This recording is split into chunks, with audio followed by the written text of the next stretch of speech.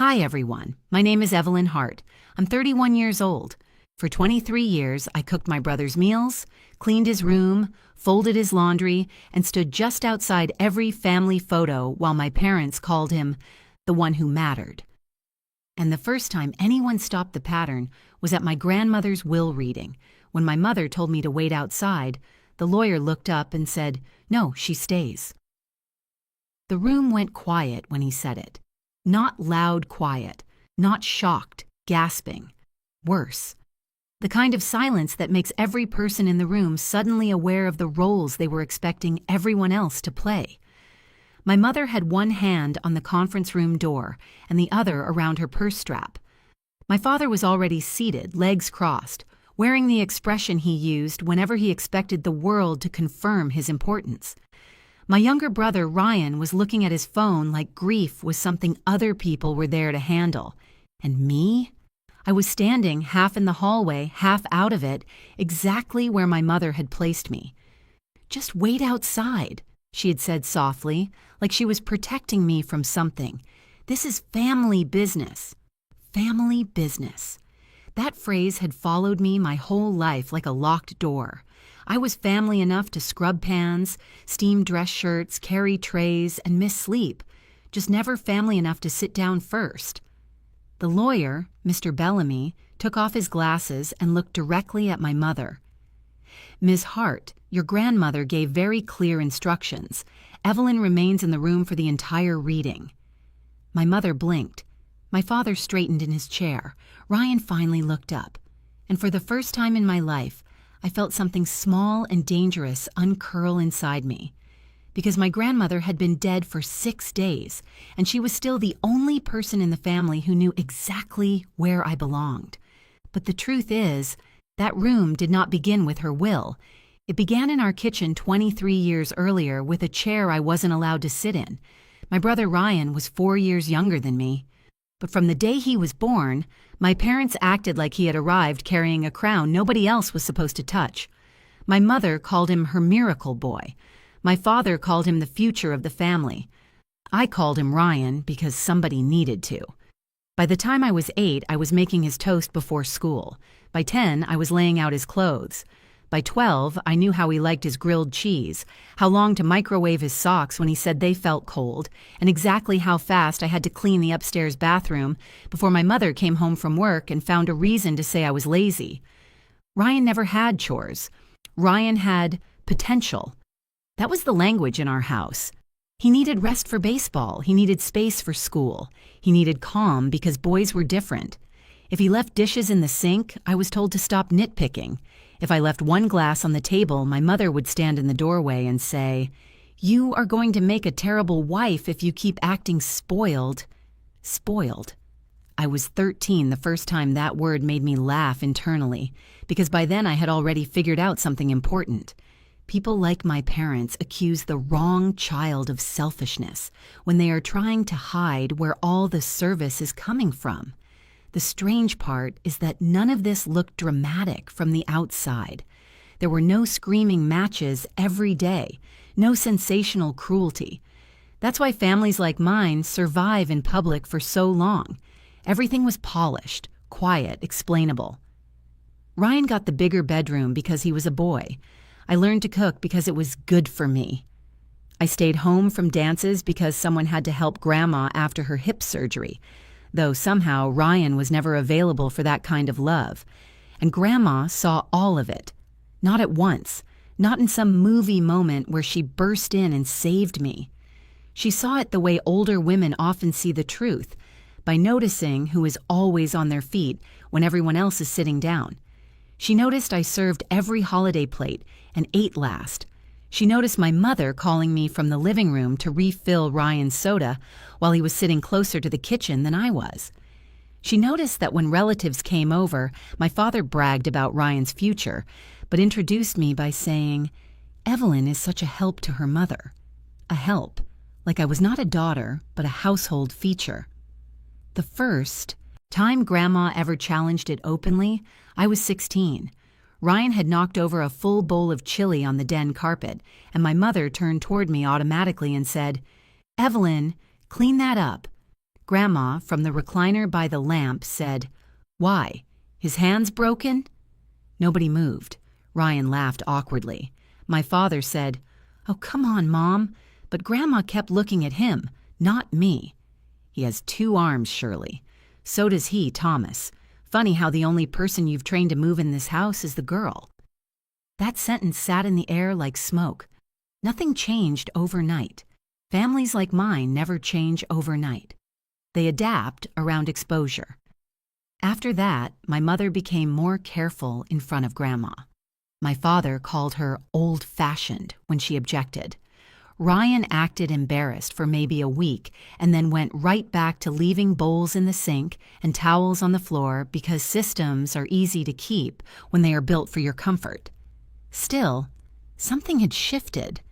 Grandma started calling me directly, inviting me to lunch, slipping me folded cash for yourself, not the house, asking questions no one else asked, like whether I ever got tired. I always said I was fine. That was the answer daughters like me are trained to give before we even know the question. Then last winter, Grandma got sick for real. Not dramatic at first, smaller appetite, more naps, a hospital stay that became 2. The kind of decline that teaches a family exactly who they are. My parents showed up when there were forms to sign or relatives to impress. Ryan came twice, both times in a hurry.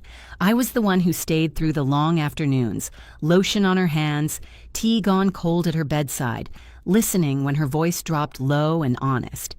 3 days before she died, she squeezed my wrist and said, "When they start arranging things after I'm gone, don't let them put you in the hallway." I thought she meant emotionally. I didn't realize she meant literally. Now, standing at that conference room door with my mother's hand still tightening on her purse, I understood. Mr. Bellamy opened a file, looked at me, and then pulled a sealed envelope from the inside pocket. My name was written across the front in my grandmother's handwriting. Mr. Bellamy did not hand me the envelope. He opened it himself. That mattered because the moment the seal broke, the room stopped being my mother's to manage. The paper inside was cream, folded once, my grandmother's handwriting slanting hard across the top of the first page. Even before he started reading, my mother said, "This feels unnecessary." Mr. Bellamy glanced at her over his glasses. "Your mother did not seem to think so." Then he began. "If Shirley has tried to put Evelyn in the hallway, then I was right about more than I wanted to be." My mother actually went still. My father let out the softest exhale through his nose, the sound he made whenever a woman was being inconvenient in writing. Bellamy kept going. "Read this in front of everyone, because if my family has done one thing consistently, it is ask Evelyn to do the work in private and swallow the insult in silence. I would like, just once, for the room to hear it whole." No one moved. Ryan stopped pretending not to listen. I did not breathe properly until Bellamy turned the page. "I have watched that girl clear plates while her brother stayed seated, miss dances to care for relatives who barely remembered her name, wash shirts for a boy old enough to own his own hands, and stand 2 steps behind every family photograph like she was staff someone forgot to dismiss." My mother made a small noise. "Oh, for heaven's sake. Do you want me to stop?" Bellamy asked. She looked at my father. That was answer enough. He read on. "When a family decides one child is the future, they almost always decide another child is the labor. In this house, Ryan was praised for existing. Evelyn was thanked only when she was useful." That sentence landed so hard it felt physical. Not because it was new, because it had never been said out loud in front of all of them before. Bellamy's voice remained flat, professional, almost gentle, which somehow made it worse. "I do not write this because I pity Evelyn. I write it because she has been trained to mistake endurance for character, and the rest of you have been happy to let her." Ryan laughed once under his breath. Nervous, dismissive. The way boys raised like kings laugh when the room suddenly describes the kingdom accurately. Grandma had accounted for that too. If my grandson laughs while this is read, tell him that being adored is not the same thing as being worthy." The laugh died in his throat. My father shifted in his chair. "This is absurd." Bellamy ignored him. He turned another page. "I remember the chili on the carpet. I remember the school mornings. I remember Shirley handing Evelyn tasks like little tests of devotion and Thomas calling it good preparation. Preparation for what? For becoming unpaid help to people who share her blood?" I looked at my mother then. Not because I wanted to see guilt. I had stopped expecting guilt to arrive on time in that family years ago. I wanted to see whether she even recognized herself. She did. That was the worst part. I could see it in the way she pressed her lips together and stared at the table, like if she went blank enough, the letter might become mean instead of true. Bellamy continued. "When I asked Evelyn at 16 whether she was ever tired, she lied and told me she was fine. That is what girls like her do when they have already learned that naming the burden only gets it shifted back onto them." I had forgotten that conversation, or maybe not forgotten. Buried. My grandmother on the porch, a glass sweating in her hand, watching me say, "I'm fine," with the same dead little smile I used on my mother when I was trying not to be assigned something else. Ryan finally said, "So what? Grandma writes one bitter letter, and now we're all villains." Bellamy folded one corner down with his thumb and said, "No, the years did that. Your grandmother only took notes." That silenced him. Then came the line that changed the room. If Evelyn is in that office today, then I have failed to protect her fully in life, which means I must be precise in death. Before any division of property, sentiment, furniture, jewelry, or claims of family fairness are discussed, instruct Mr. Bellamy to retrieve the black ledger from the false bottom of my pantry flour bin and place it in Evelyn's hands. My mother's head snapped up. My father went white first, then red. That was the first interesting reaction all morning. Not to the letter, to the ledger. Bellamy lowered the pages and looked directly at my father. "Do you know what she's referring to?" He answered too fast. "No." My mother did not say anything at all, and that told me more than his denial did, because my mother had many talents, but surprise was not one she wore well. What crossed her face wasn't confusion. It was dread. Bellamy refolded the letter carefully, set it beside his file, and said, "We will pause the reading." "For what?" my father demanded. "To retrieve the ledger your mother clearly considered relevant." Ryan scoffed. "This is insane. It's probably some old grocery notebook." Bellamy looked at him the same way doctors look at confident idiots in emergency rooms. "That will be easy enough to confirm." Then he turned to me. "Miss Hart, I suggest you come with me." My mother stood so fast her chair scraped the floor. "That won't be necessary." Bellamy's expression did not change. "On the contrary," he said, "your mother was very clear. Evelyn stays." And for the first time in my life, my father looked at me not like help, not like background, not like the daughter he could instruct from across a room, but like someone who might already be holding the wrong end of the story. My father stood up so fast his chair hit the wall. "You are not going into that house digging through my mother's pantry like grave robbers." Bellamy did not even flinch. "Then you should have hoped she left less specific instructions." That was the moment my mother made her mistake. Not a big one, just one sentence too fast. "It won't be there." The room turned toward her. My father looked at her. Ryan looked at her. And Bellamy, who had spent the last 15 minutes sounding like Patience in a tie, finally let a little steel into his voice. "That is a very interesting thing to know with such certainty, Mrs. Hart." She opened her mouth, closed it, and then tried the old family trick of turning speed into innocence. "I only mean my mother moved things constantly toward the end." No one believed her. Not fully. Not cleanly. Because there is a difference between confusion and foreknowledge, and my mother had just stepped over it in heels. Bellamy called his assistant, asked for a witness from the office, then asked me to ride with him to my grandmother's house. My parents followed in their own car. Ryan came too, complaining the whole way like inconvenience had somehow happened to him. The house felt wrong without Grandma in it. Not haunted, just silenced. The kind of silence that settles when the only person in a family who told the truth has been removed from the room. Her kitchen still smelled faintly of lemon oil and tea. The ceramic rooster cookie jar was still by the stove. Her cardigan still hung over the back of the breakfast chair, and for one stupid second, I expected her to come down the hallway and ask why we were all tracking mud across her floor.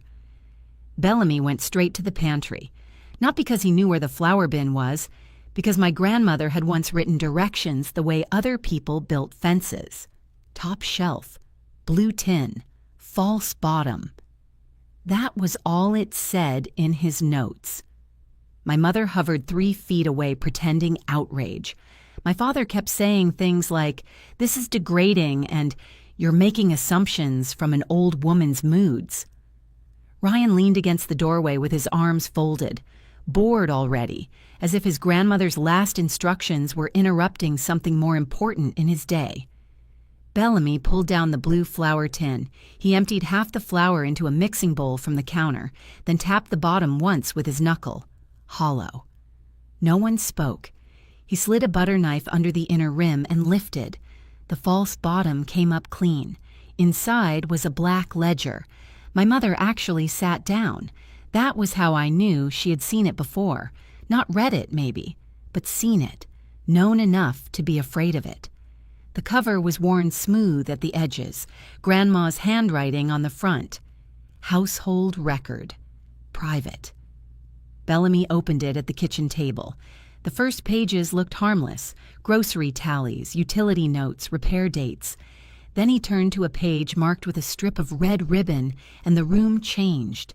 At the top, in Grandma's neat slanted script, were 4 words, "What Evelyn has carried." No one moved. Bellamy read silently for a second, then passed the book to me. I don't know what I expected. Not that. Page after page, dates, tasks, hours, missed school events, canceled weekends, meals cooked, laundry loads, doctor visits. I took Grandma too because my parents were busy with Ryan. Babysitting for my cousins when my mother volunteered me without asking. The summer I was 17, there were entries for every day Ryan trained for baseball camp. Breakfast made, uniform washed, lunch packed, room cleaned, cleats found, ride arranged. Beside 3 of those entries, Grandma had written in the margin, "Mother called this nothing." Another section was worse. Money. My graduation gift from Aunt Denise, borrowed for family groceries. My part-time paycheck from the pharmacy taken toward household costs, while Ryan's tournament fees were paid in full. The small college savings account Grandma had started for me when I was 10, closed, transferred, used for Ryan's first semester housing deposit. I sat there with the ledger open in my hands and felt something split cleanly inside me. Not because I had never known my parents favored him, because favoritism is one thing, documentation is another. Pain you can survive. Proof rearranges your spine. Ryan stepped forward then, finally interested. What is this supposed to prove? I looked up at him, and before I could answer, Bellamy reached across the table, flipped ahead 6 pages, and said, "Perhaps this part." He turned the ledger toward my father. Taped across both pages were copies of 2 checks, one from Grandma to my parents marked "For Evelyn, education only." One bank receipt showing the funds withdrawn 3 weeks later and combined with a payment to Carolina Elite Baseball Academy. My father went gray around the mouth. My mother started crying. Ryan frowned, genuinely confused, which somehow made me angrier than if he had laughed. "What does that even have to do with me?" he asked. Grandma had answered that too. Bellamy read the line directly beneath the receipt. He benefits, so he will claim innocence. That is how golden sons are built. The kitchen went completely still. Then Bellamy turned one more page. A sealed note was taped inside the back cover. On The outside in Grandma's handwriting. If the ledger is found, read this only after they deny everything. My father stood up. I'm done with this. Bellamy put one hand on the note.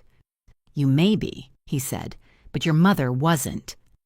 And for the first time that afternoon, nobody tried to stop him when he broke the seal. Bellamy broke the seal. The paper inside was thinner than the earlier letter, but the handwriting was sharper, less affectionate, more final. The kind of writing people do when they are no longer trying to persuade anyone of anything. He read the first line out loud. If they are hearing this, then they have already lied in my kitchen. My mother made a sound like she had been struck. My father did not sit back down. Bellamy kept going. Thomas will say Ryan knew nothing. Shirley will say Evelyn was loved in her own way. Ryan will look confused because confusion has always been the cleanest shirt laid out for him. Ryan's face flushed immediately. That's ridiculous, he said. Bellamy read right through him. I am tired of the family story that Evelyn was merely helpful. Helpful is bringing a casserole. Helpful is driving someone to an appointment. 23 years of unpaid service inside your own childhood home is not help. It is extraction dressed as virtue. No one moved. I heard the refrigerator hum. The clock over the stove tick once. My father crossed his arms, but it was too late for posture now. The note had the room. Bellamy turned the page. I watched Shirley let that girl eat last for years. I watched Thomas praise his son for breathing and his daughter for scrubbing pans. I watched college money disappear into baseball, groceries become lessons, and every protest recast as disrespect. If you are standing in this kitchen pretending you do not remember, then age has not made me cruel, only accurate. My mother started crying harder, not because the words were unfair, because they were exact. That distinction matters. Bellamy lowered the paper for 1 second and looked at my father. Do you want me to stop? Dad's jaw tightened. No. Interesting. Maybe he still thought endurance could save face. Maybe he wanted to hear how bad it could get so he could later call it exaggeration. Men like him often think surviving the reading means winning the argument. He had no idea what was still coming. Bellamy resumed. 3 years ago, after the education money was gone and Ryan still took clean shirts from the laundry room without shame, I changed my will. There it was. Not the house, not the ledger, the will. My father went utterly still. My mother lifted both hands to her mouth. Ryan said, "Changed it how?" Bellamy did not answer him. He just kept reading Grandma's words. I told Mr. Bellamy to stop thinking of my estate as family comfort and start thinking of it as a final correction. Correction. That word landed like something metallic on tile. I looked at Bellamy then, and for the first time that day I saw it in his face too. Not surprise, anticipation. He already knew what the note was leading toward. He had probably known all morning and was just letting the family walk into each door in the order Grandma intended. Bellamy read the next paragraph more slowly. If Shirley cries, let her. Tears do not return what was taken. If Thomas speaks of fairness, ask him whether fairness ever once required Ryan to wash his own plate. If Ryan says he never asked for any of it, remind him that comfort accepted for 23 years is also a choice. Ryan actually snapped then. I was a kid. I turned toward him before Bellamy could answer. You were 22 when I was still doing your laundry. That shut him up. Because the worst lies in families are not usually factual. They are proportional. He wanted childhood to cover everything. It didn't. Not even close. Bellamy continued. There is a photograph in the oak frame on my living room shelf from Easter, 15 years ago. Everyone smiles. Evelyn is 3 steps behind the chairs, holding a serving bowl. If anyone in that kitchen still doubts what I mean, tell them to look at the picture and ask themselves why the only daughter who made the meal was not allowed to sit in it. I closed my eyes for 1 second. I knew the photograph. Pink cardigan. ham glaze on my wrist. My mother calling me from the stove just before the camera flashed. I had forgotten that part until Grandma put it back in my body with one sentence. My father looked away first. That was important too. Not because shame had arrived fully, because memory had. Bellamy reached the final paragraph.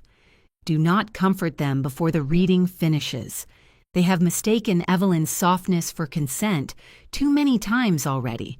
Put them back in their chairs, take them to the office, and finish exactly as written. The note ended there.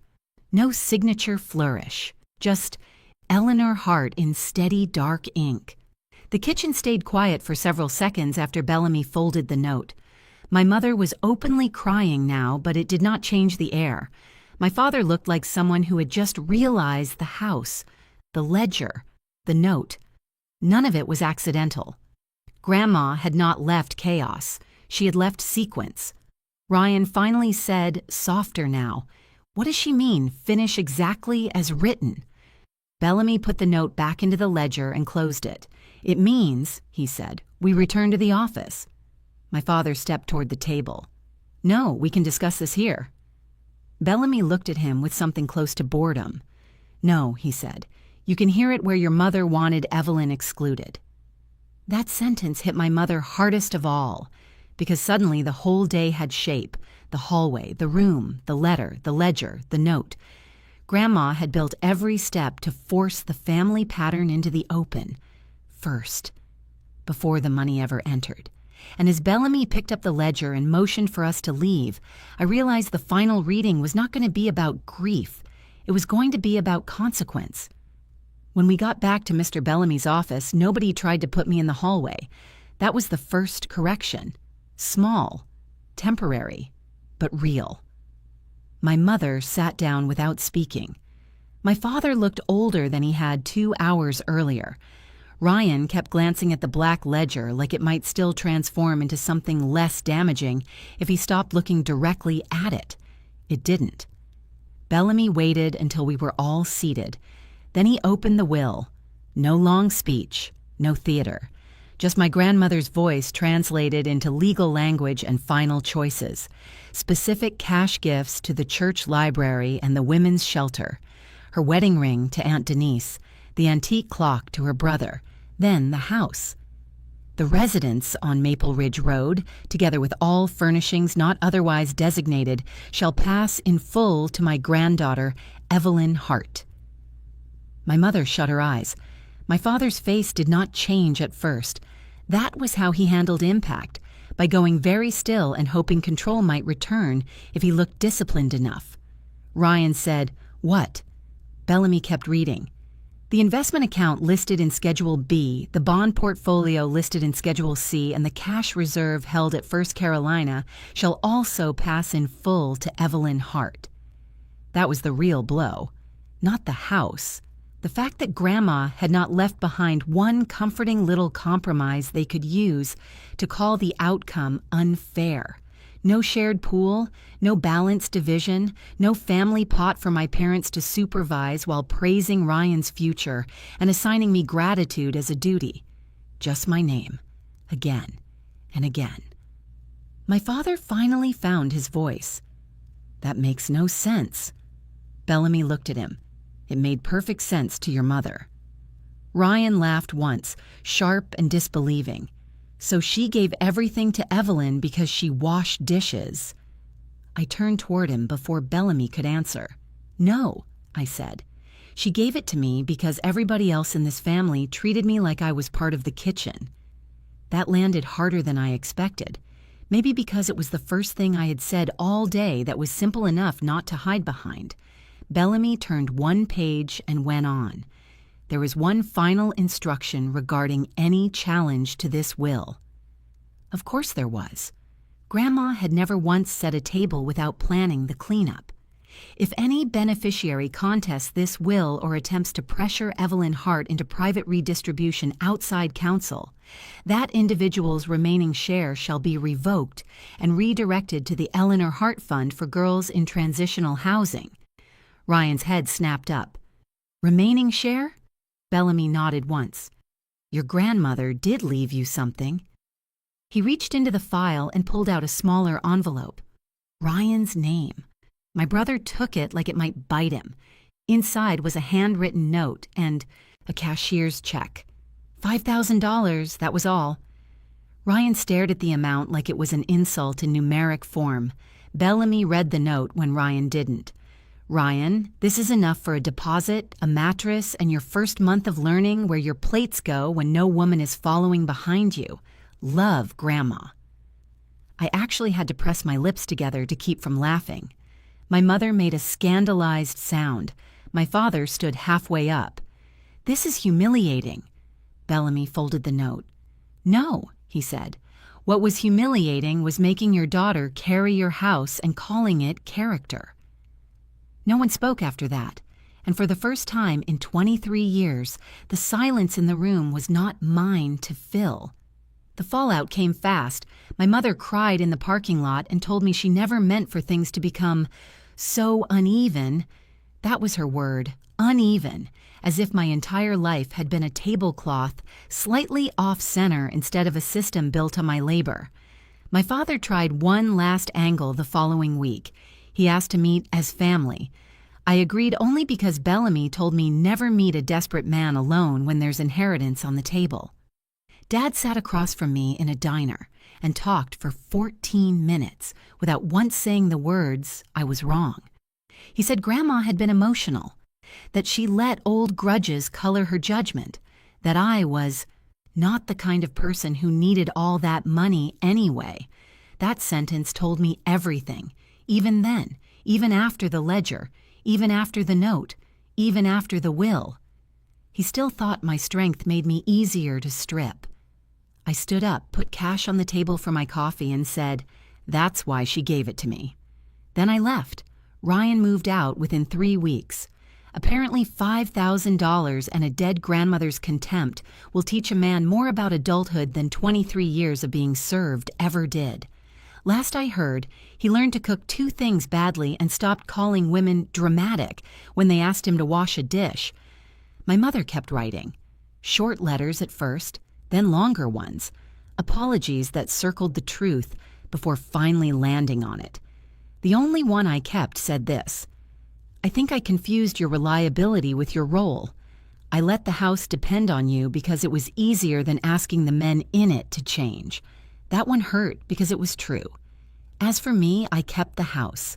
Not out of revenge, because for the first time in my life, I wanted to live somewhere I had not earned by serving the people inside it. I repainted the kitchen, moved the table so nobody sat at the head by default, framed the Easter photo Grandma mentioned and hung it in the hallway, not because I wanted to remember the humiliation, but because I wanted proof that someone had seen it clearly long before I did. Sometimes I still catch myself standing when nobody asked me to, still reaching for plates after other people have sat down. That kind of training doesn't evaporate just because a lawyer reads the truth out loud. But now, when I notice it, I sit. That is what inheritance became for me in the end. Not the accounts, not the house. Permission. Permission to stop performing usefulness in exchange for belonging. Hi, everyone. Thank you for being here. If that had happened to you, would you have stayed through the whole reading or walked out the moment your mother tried to put you in the hallway? And once the truth was finally read in front of everyone, would you ever let that family call you helpful again? Tell me in the comments. And if this story stayed with you, please like the video and subscribe to the channel. I'd love to see you in the next one.